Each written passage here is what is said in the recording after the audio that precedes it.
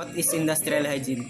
Industrial hygiene, also known as occupational hygiene, is the science and art of protecting and enhancing the health and well-being of workers and citizens of the community.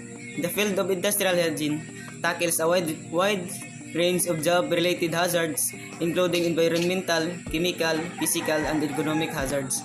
So, kibali sa industrial hygiene is yung safety precaution. For example, gikan ka nagtrabaho, so kailangan mo manglimpyo para di ka para malikayan nimo ang mga environmental disease sanan sa chemical disease. Amo niyan focus kibali sa industrial hygiene is ang safety precaution.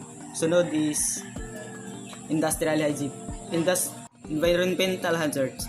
Environmental hazards in the workplace refer to any conditions or substance that can potentially harm the health and safety of employees. These hazards can include exposure to particulate contaminants or gas or vapor contaminants such as mist, fumes, fibers, aerosols, gases, etc. So sa environmental hazard is kanang kung unsaon nato pag prevent ng mga sakit makuha nato sa gikan sa nature, for example fungi, tapos allergies, tapos dust. Tapos dire as ma-include nato ang kanang COVID-19 kay gikan gapon sila kana sa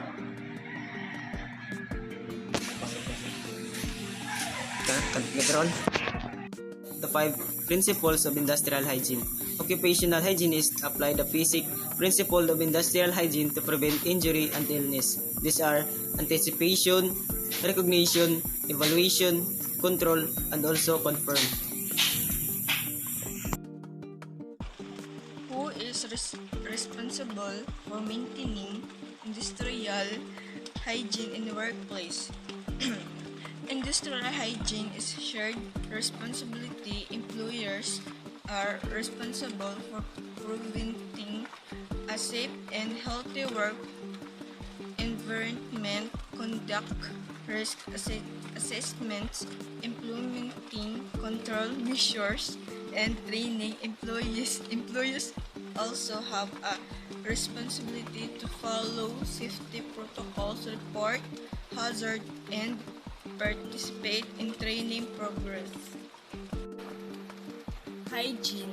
Di ba kay ka mo ang hygiene zone good? Always limpyo.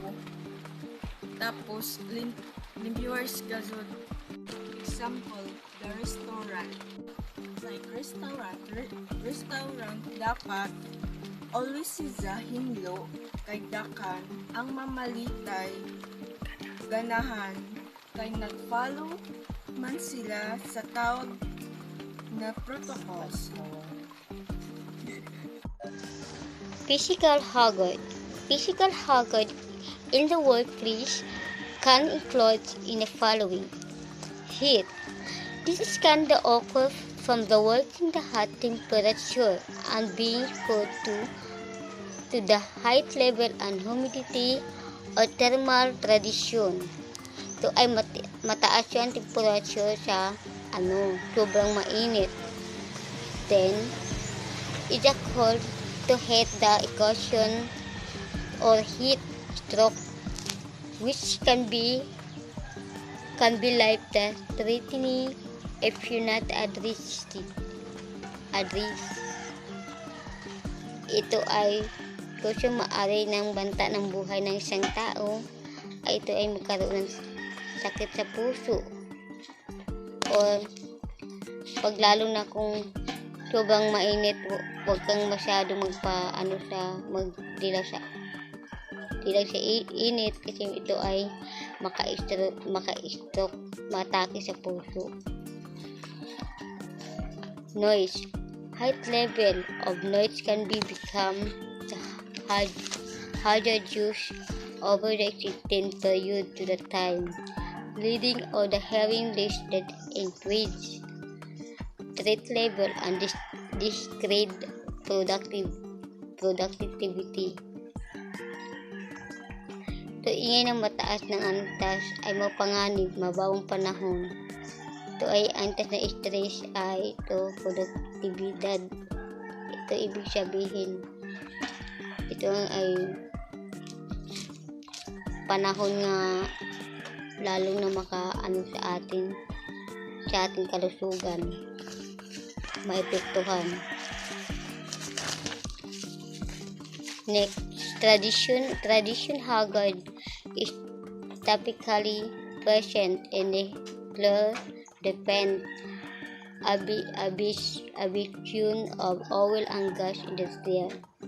Ito ay panganib na karaniwang nagkaroon sa nuclear depend. Ito ay sa langis at gas. Ito ay panganib sa ating community dahil yung halimbawa yung bawal mag yung sa gas, yung makapunta tayo sa gas, kailangan maka-off yung cellphone. Delikado kasi yun. Ay madali lang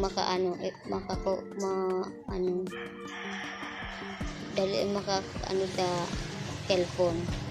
Ito ay magkaroon ng panganib na makasunog. Din sa bahay, kailangan din tayo ng patayin natin yung electric fan.